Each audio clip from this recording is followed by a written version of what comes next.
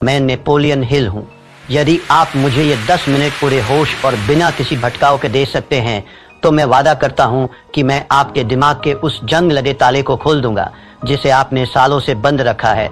आज आईने में खुद से आंखें मिलाइए। क्या आपको वहाँ एक विजेता दिख रहा है या फिर एक ऐसा इंसान जिसने बहानेबाजी की चादर ओढ़कर अपने सपनों की लाश को दफना दिया है? जहाँ एक ही सवाल आपके अंतर्मन को चीरता रहता है, वह सवाल है, मैं शुरुआत तो कर लेता हूँ, फिर रुक क्यों जाता हूँ? आप अकेले नहीं हैं। इस ग्रह के 97% लोग इसी कुएं में अपनी पूरी जिंदगी गुजार देते हैं। उनकी सुबह उम्मीद से शुरू होती है, दोपहर बहानेबाजी में बीतती है और रात गहरे अफसोस की चादर ओढ़कर खत्म हो जाती है। उनकी पूरी हस्ती, उनके सारे सपने और उनकी सारी प्रतिभा सिर्फ 3 शब्दों के नीचे दफन हो गई है, कल से शुरू करूंगा।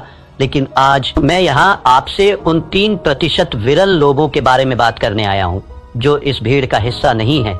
ये वे लोग हैं जो तूफानों के बीच भी शांत खड़े रहते हैं। ये वे लोग हैं जिनके पास कोई गुप्त मंत्र नहीं है, कोई जादुई चिराग नहीं है। उनके पास बस एक पत्थर जैसा कठोर नियम है। आज एनएच माइंडसेट के इस विशेष सत्र में मैं आपको उसी नियम की गहराई में ले जाऊंगा। हम नेपोलियन हिल के सिद्धांतों की राख से उस चिंगारी को निकालेंगे जो आपकी नियति बदल देगी। क्या आप अपने कंफर्ट जोन की जंजीरों को तोड़ने के लिए तैयार हैं? यदि हाँ, तो ये यात्रा आपके लिए है।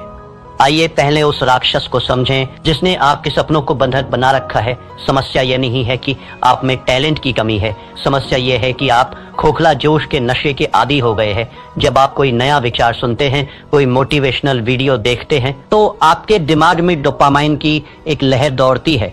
आपको लगता है कि आप रातों रात दुनिया बदल देंगे। लेकिन तीसरे दिन जब वह नशा उतरता है, जब शरीर में दर्द होता है, जब दिमाग बहाने ढूंढता है, तब सामने आता है वह लंबा, नीरस और धुंधला रास्ता। 97% लोग यही दम तोड़ देते हैं। वे जोश को अनुशासन समझने की गलती कर बैठते हैं। मैंने अपनी बरसों की रिसर्च के बाद ये पाया था कि इंसान का सबसे बड़ा दुश्मन कोई और नहीं, उसका अपना अस्थिर मन है। एक छात्र की मिसाल लीजिए। वह परीक्षा से 2 महीने पहले एक भव्य टाइम टेबल बनाता है। 2 दिन वह 10-10 घंटे पढ़ता है। तीसरे दिन उसे लगता है कि उसने बहुत कुछ कर लिया है। चौथे दिन एक छोटा सा भटकाव आता है और 5वें दिन वह वापस उसी भीड़ का हिस्सा बन जाता है जहां केवल औसत दर्जे की जिंदगी है। यह निरंतरता की कमी सिर्फ एक बुरी आदत नहीं है, यह आपकी आत्मा का धीरे धीरे होने वाला कत्ल है। हर बार जब आप खुद से किया हुआ वादा तोड़ते हैं, आप अपने आत्मविश्वास की एक ईंट गिरा देते हैं। एक समय ऐसा आता है जब आप खुद पर विश्वास करना ही बंद कर देते हैं। अब जरा अपनी नजर घुमाइए और उन 3% लोगों को देखिए। क्या वे हमसे अलग मिट्टी के बने हैं? क्या एलन मस्क या बिल गेट्स के पास 24 घंटे से ज्यादा का समय है? बिल्कुल नहीं। उनके पास बस एक चीज है, बोरियत को गले लगाने की ताकत। सफल लोग वह काम करने की अद्भुत क्षमता रखते हैं जो बाकी दुनिया को बोरिंग लगता है। थिंक एंड ग्रो रिच में परसिस्टेंस को सफलता का सबसे महत्वपूर्ण स्तंभ बताया गया है। हिल कहते थे कि इच्छा वह बीज है, लेकिन परसिस्टेंस वो पानी है जिसके बिना वह बीज कभी विशाल वृक्ष नहीं बन सकता।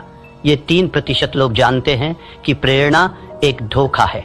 वे प्रेरणा का इंतजार नहीं करते, वे अपनी प्रणाली सिस्टम पर भरोसा करते हैं। जब उनका मन कहता है कि आज रहने देते हैं, तो उनकी अंतरात्मा गरज कर जवाब देती है, यही तो वो क्षण है जहां मैं भीड़ को पीछे छोड़ूंगा। नेपोलियन हिल ने हमें जो विरासत दी है उसे मैंने 7 महासूत्रों में संकलित किया है। इन्हें ध्यान से सुनिए क्योंकि ये आपके जीवन के मंदिर की नींव बनेंगे। पहला सूत्र, निश्चित मुख्य उद्देश्य। आपके भटकने का सबसे बड़ा कारण यह है कि आपको पता ही नहीं कि आपकी मंजिल कहाँ है। मुझे अमीर बनना है, ये कोई लक्ष्य नहीं है, ये एक खोखली इच्छा है। मुझे अगले 12 महीनों में अपने व्यवसाय से 10 लाख रुपए कमाने हैं। यह एक निश्चित उद्देश्य है। जब तक आपका लक्ष्य स्पष्ट नहीं होगा, आपकी ऊर्जा बिखरी रहेगी। अपनी डायरी उठाइए और अभी लिखिए आप वास्तव में क्या चाहते हैं। दूसरा सूत्र, सुव्यवस्थित योजना। सिर्फ ख्याली पुलाव पकाने से महल नहीं बनते। आपको उन पत्थरों को उठाने का एक सटीक नक्शा चाहिए। अपने बड़े लक्ष्य को इतने छोटे छोटे टुकड़ों में बांट दीजिए कि उसे पूरा ना करना असंभव हो जाए। अगर आपको एक लेखक बनना है तो पूरी किताब के बारे में मत सोचिए, सिर्फ रोज के 200 शब्द लिखने का लक्ष्य रखिए। तीसरा सूत्र, परसिस्टेंस। दृढ़ता चरित्र का वह हिस्सा है जैसे लोहे के लिए कार्बन। इसके बिना आप एक कमजोर धातु की तरह हैं जो दबाव पड़ते ही टूट जाएगी। जब असफलता आपके दरवाजे पर दस्तक दे तो उसे हार मत समझिए, उसे एक कठिन गुरु मानिए जो आपको अगले स्तर के लिए तैयार कर रहा है। चौथा सूत्र, the mastermind group Napoleon Hill का मानना था कि जब दो या दो से अधिक दिमाग एक साझा उद्देश्य के लिए मिलते हैं तो एक तीसरी अदृश्य शक्ति जन्म लेती है। अकेले चलना महानता की निशानी नहीं है। ऐसे लोगों के साथ जुड़िए जो आपसे बेहतर हों, जो आपको ऊपर खींच सके। पांचवा सूत्र, सबकॉन्शियस माइंड की शक्ति। आपका दिमाग एक उपजाऊ जमीन की तरह है। यदि आप इसमें सफलता और निरंतरता के बीज नहीं बोएंगे तो जंगली घास अपने आप उगाएगी। रोज सोने से पहले अपने लक्ष्य को दोहराइए, उसे महसूस कीजिए जैसे वह सच हो चुका हो। छठा सूत्र, क्विक डिसीजन मेकिंग। सफल लोग निर्णय जल्दी लेते हैं और उन्हें बदलते बहुत धीरे हैं, जबकि असफल लोग निर्णय लेने में हफ्तों लगा देते हैं और उन्हें बदलने में चंद सेकंड। टाल मटोल आपके समय का चोर है, इसे अभी मार दीजिए। सातवां सूत्र, एक्शन ओवर थिंकिंग। अत्यधिक ओवर थिंकिंग लकवे की तरह है, यह आपकी गति रोक देता है। इसका एक ही इलाज है, कार्य। जैसे ही आप पहला कदम उठाते हैं आपका आधा डर अपने आप मर जाता है। एक पौराणिक कथा है। एक छोटे से गांव में एक साधारण कारीगर रहता था। उसने एक दिन संकल्प लिया कि वह गांव की सबसे ऊंची दुर्गम पहाड़ी पर एक ऐसा मंदिर बनाएगा जिसे देखकर देवताओं की आंखें भी फटी रह जाए। गांव के लोग ठहाके मारकर हंसे। उन्होंने कहा, तेरे पास ना धन है, ना हाथ, ना औजार, तू पागल हो गया है। उस कारीगर ने कोई जवाब नहीं दिया। उसने बस अपना एक छोटा सा नियम बनाया। वह रोज सुबह सूरज निकलने से पहले नदी के किनारे जाता, एक मध्यम आकार का पत्थर अपनी पीठ पर लादता और पहाड़ी की चोटी तक चढ़कर उसे वहां रखाता। बस एक पत्थर। एक महीना बीता, पहाड़ी पर सिर्फ 30 पत्थर थे। लोग बोले, यह मूर्खता है। एक साल बीता, पहाड़ी पर पत्थरों का एक ढेर लग गया था, पर मंदिर का कोई आकार नहीं था। लोग बोले, तू अपना जीवन बर्बाद कर रहा है। 5 वर्ष बीत गए। एक सुबह जब गांव वालों की नींद खुली तो उन्होंने देखा कि पहाड़ी की चोटी पर सूरज की पहली किरण एक भव्य सोने के कलश पर चमक रही थी। वहां एक विशाल नक्काशीदार मंदिर खड़ा था जिसकी सुंदरता का कोई सानी नहीं था। पूरा गांव दौड़कर पहाड़ी पर गया। उन्होंने चकित होकर पूछा, यह चमत्कार कैसे हुआ?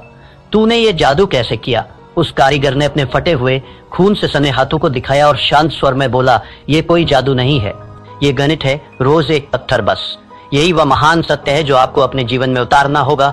महान कार्य किसी एक दिन के विस्फोट से नहीं होते, वे हजारों छोटे, अदृश्य और निरंतर किए गए प्रहारों का परिणाम होते हैं। क्या आप अपना एक पत्थर रोज उठाने के लिए तैयार हैं मेरे मित्र? एक बात हमेशा याद रखना, समय आपके विरुद्ध साजिश रच रहा है। हर गुजरता हुआ दिन, हर टाला हुआ काम आपकी आत्मा का एक हिस्सा नोच कर ले जा रहा है। 97% लोग मृत्युशैया पर एक ही विचार लेकर मरते हैं, काश मैंने वह कोशिश जारी रखी होती। क्या आप अपने जीवन की अंतिम सांस इस काश के बोझ के साथ लेना चाहेंगे? यह अफसोस दुनिया के किसी भी शारीरिक दर्द से कहीं ज्यादा गहरा और कड़वा होता है। अनुशासन का वजन ग्रामों में होता है, लेकिन अफसोस का वजन टनों में होता है। चुनाव आपका है। नेपोलियन हिल ने अपनी एक और किताब में लिखा था कि अवसर अक्सर दुर्भाग्य या अस्थायी विफलता के वेश में आता है। आज जो आप असफलता महसूस कर रहे हैं, जो आलस से आपको रोक रहा है, वह वास्तव में आपकी परीक्षा है। जो इस परीक्षा को पास कर लेता है वही उस 3% की श्रेणी में खड़ा होने का हकदार बनता है। जीवन के विभिन्न क्षेत्रों में निरंतरता का प्रभाव, ये सिद्धांत केवल पैसों तक सीमित नहीं है, ये मानवीय उत्कृष्टता का सार्वभौमिक नियम है। धन के क्षेत्र में यह रोज की छोटी सी बचत है। अगर आप रोज 1% बेहतर होते हैं तो चक्रवृद्धि ब्याज, कंपाउंड इंटरेस्ट के जादू से आप साल के अंत तक 37 गुना बेहतर हो चुके होंगे। यह गणित का चमत्कार नहीं, निरंतरता का चमत्कार है। स्वास्थ्य के क्षेत्र में यह रोज की 10 मिनट की सैर है। एक दिन में कुछ नहीं बदलता, लेकिन 10 साल बाद यही 10 मिनट आपको बुढ़ापे में भी जवान बनाए रखते हैं। संबंधों के क्षेत्र में यह रोज की वो एक मीठी बात है, वह छोटी सी परवाह है। प्यार कोई एक दिन का उत्सव नहीं है, यह रोज की जाने वाली साधना है। आत्म विकास के क्षेत्र में ये रोज की 10 पंक्तियां पढ़ना है। एक साल में आप 365 पन्ने पढ़ चुके होंगे, यानी एक पूरी किताब का ज्ञान आपके भीतर समा चुका होगा। ये संघर्ष बाहरी दुनिया से नहीं है, यह आपके भीतर चल रहा एक गृह युद्ध है। आपका मन एक सॉफ्टवेयर की तरह है जिसे सुरक्षा और आराम के लिए प्रोग्राम किया गया है। वह आपको हमेशा रोकेगा। वो कहेगा, आज सो जाते हैं, कल बहुत काम था, अभी मौसम खराब है। लेकिन आपकी आत्मा, वो दिव्य अंश जो आपके भीतर है, वह जानती है कि आप किस मिट्टी के बने हैं, वह जानती है कि आप अनंत संभावनाओं के मालिक हैं। आपको अपने मन का गुलाम बनने के बजाय अपनी आत्मा का सेनापति बनना होगा। नेपोलियन हिल कहते थे कि मनुष्य का मस्तिष्क जिसे सोच सकता है और जिस पर विश्वास कर सकता है उसे वह प्राप्त भी कर सकता है, लेकिन विश्वास केवल सोचने से नहीं आता। विश्वास कर्म से आता है। जब आप रोज अपना वादा पूरा करते हैं तो आपका दिमाग आप पर भरोसा करना शुरू कर देता है। अब वक्त है कोरी बातों को क्रिया एक्शन में बदलने का। मैं आपको एक चुनौती दे रहा हूं, 90 दिवसीय परिवर्तन योजना। पहला चरण, 1 से 30 दिन आदत का निर्माण। इस दौरान अपनी चुनी हुई आदत को सिर्फ 5 मिनट दें।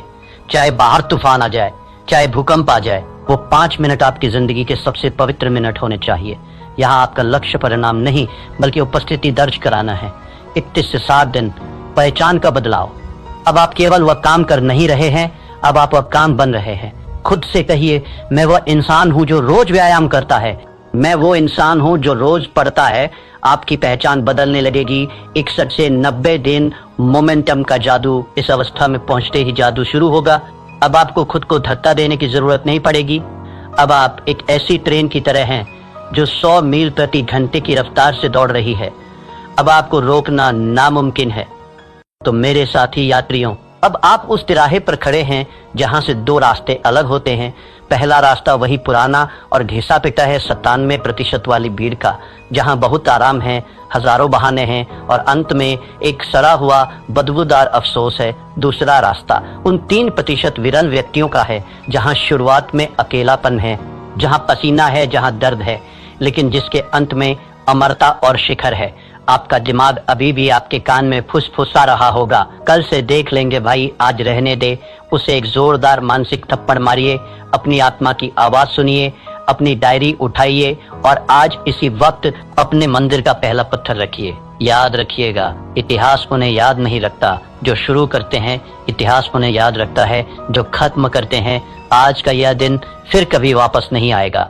यह सूरज कल फिर उगेगा, लेकिन क्या आप वही पुराने इंसान होंगे या एक नया व्यक्तित्व? अगर आप उस 3% के क्लब में शामिल होने का अटूट फैसला कर चुके हैं तो कमेंट सेक्शन में अपनी आज की तारीख लिखिए और पूरे गर्व के साथ टाइप कीजिए, आई एम रेडी। ये आपका खुद से किया हुआ पहला सार्वजनिक वादा होगा। उठिए, अपने भविष्य की नींव रखिए।